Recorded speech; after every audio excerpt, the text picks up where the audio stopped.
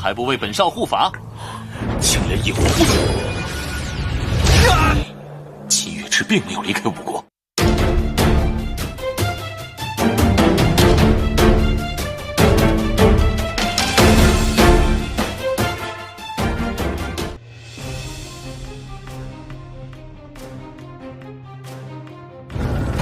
Oke, lanjut.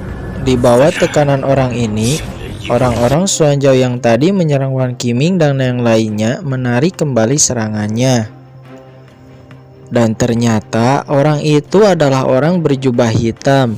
Kalau kalian masih ingat, dia adalah orang yang pada saat Qin Chen baru sampai di ibu kota selatan kuno menyebutkan bahwa orang berjubah hitam ini adalah pelindungnya pada episode 179. Kembali kepada orang berjubah hitam. Pada saat ini, dia loncat ke depan orang-orang 5 kekaisaran, memasang badan untuk melindungi mereka. Kemudian, pemimpin dari Xuanzhou berkata, "Kamu siapa? Orang-orang 5 kekaisaran itu telah menyinggung kami. Apakah kamu juga ingin menjadi musuh kami?" ucap pemimpin Xuanzhou.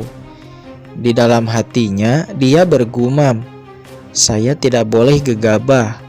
Kelihatannya orang ini memiliki kekuatan yang hebat. Orang berjubah hitam tertawa menyindir lalu berkata, "Kamu hanya ranah hujung tahap awal. Berani-beraninya tidak sopan di depan saya." Tiba-tiba pemimpin Xuanzhou ini menghentakkan kakinya dan langsung melesat meluncur ke arah orang berjubah hitam dan memukulnya.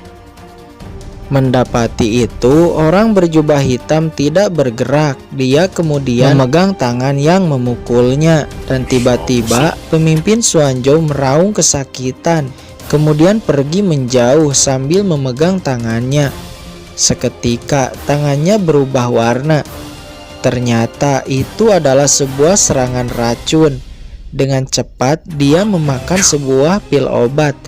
Namun setelah memakan pil obat apapun, racun hitam itu tetap menjalar, naik tanpa henti, dan setiap yang dilewati racun itu, kulit dan tulangnya seketika membusuk. Seorang ketua lain dari Xuanzhou merinding melihatnya. Dia kemudian berkata, "Racun macam apa yang kamu gunakan? Tolong berikan obat penawarnya." Pria berjubah hitam tertawa dengan acuh menjawab, "Tidak ada obat penawar untuk racun saya. Setelah itu masuk akan terus menjalar sampai orang yang terinfeksi mati. Kecuali memotong tangannya untuk menghentikan penyebaran. Kalau tidak, dia akan mati." Di sisi lain, pemimpin Xuanzhou yang terkena racun tidak mampu menahan rasa sakit di tangannya lagi. Dia memotong tangannya sendiri dengan tangannya yang lain. Seketika sebelah tangannya yang beracun jatuh ke tanah dan berubah menjadi abu. Semua orang dari dinasti Dawei yang melihat adegan itu merinding. Kengerian dalam hatinya terpancar. Pria berjubah hitam melirik orang-orang dari Xuanzhou yang lainnya dan berkata, "Mengapa kamu masih berdiri di tempat 5 kekaisaran ini? Apakah kamu juga ingin merasakan racun saya?" Kemudian mereka mundur dan kembali ke tempat sebelumnya. Di sisi lain, Xiaozhan, Wan Qiming, dan yang lainnya menarik napas dengan lega. Kemudian Xiaozhan menghampiri pria berjubah hitam itu dan berkata, "Terima kasih karena telah menyelamatkan kami." Dengan ramah, pria berjubah hitam itu menjawab, "Tidak usah sungkan, karena kalian adalah temannya Qin Chen, berarti kalian juga adalah teman saya. Selama saya ada di sini, kalian tidak perlu takut dengan orang-orang Xuanzhou itu." Di dalam pikiran Wan Qiming dan yang lainnya sangat penasaran tentang hubungan Qin Chen dengan pria berjubah hitam ini. Kemudian Wan Qiming mempersilahkan pria berjubah hitam ini untuk duduk di antara mereka. Kalian pasti sedikit bingung mengapa pria berjubah hitam ini menyelamatkan orang-orang dari 5 kekaisaran. Tapi mungkin ini adalah salah satu rencananya untuk mendapatkan api iblis King Liannya dari tangan Qin. Pada saat ini tiba-tiba satu orang tereliminasi dan ditransfer lalu muncul di depan kerumunan. Dia adalah Yu Qiansu. Namun setelah sampai, Yu Qiansu sedikit tertegun melihat tatapan semua orang di sana yang aneh. Sepertinya telah terjadi sesuatu sebelumnya. Kemudian ayahnya Yu Qiansu, Yu Wujin, menghampiri Yu Qiansu dan berkata, "Qiansu, apakah kamu mendapatkan jurus rahasia dari ibu kota selatan kuno ini?" "Benar, bagaimana ayah bisa mengetahuinya?"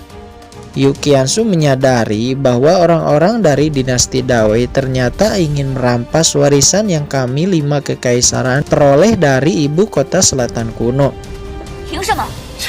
Ayahnya Yu Wujin sedikit khawatir pada Qiansu karena sepertinya konflik dinasti Dawei dengan 5 kekaisaran akan pecah di masa depan dan mungkin anaknya akan terseret ke dalamnya.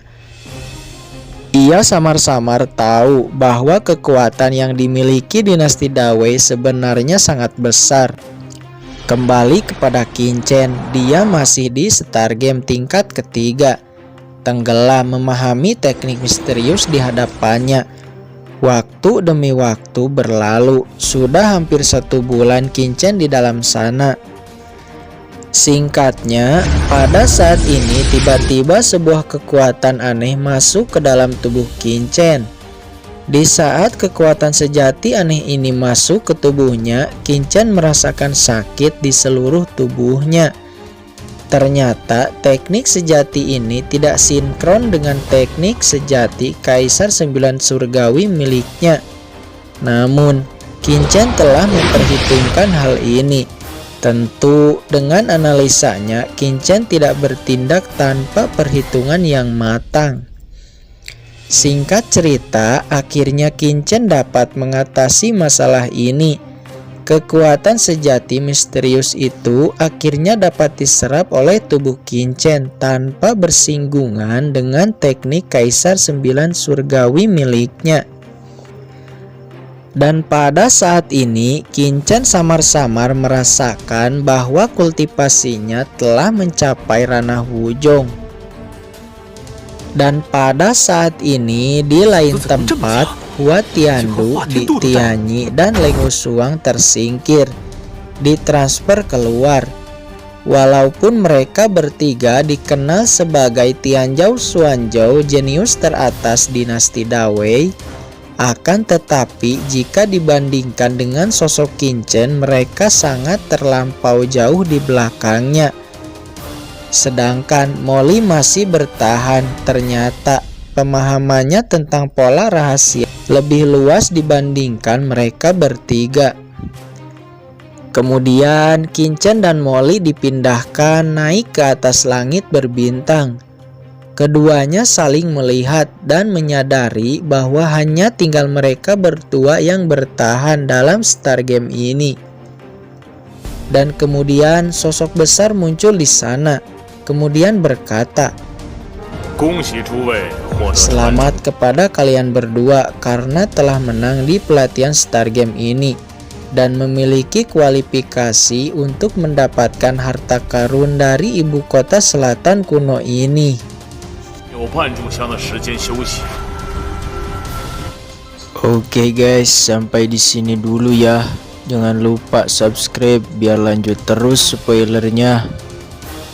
Mimin pamit. Wassalamualaikum warahmatullahi wabarakatuh.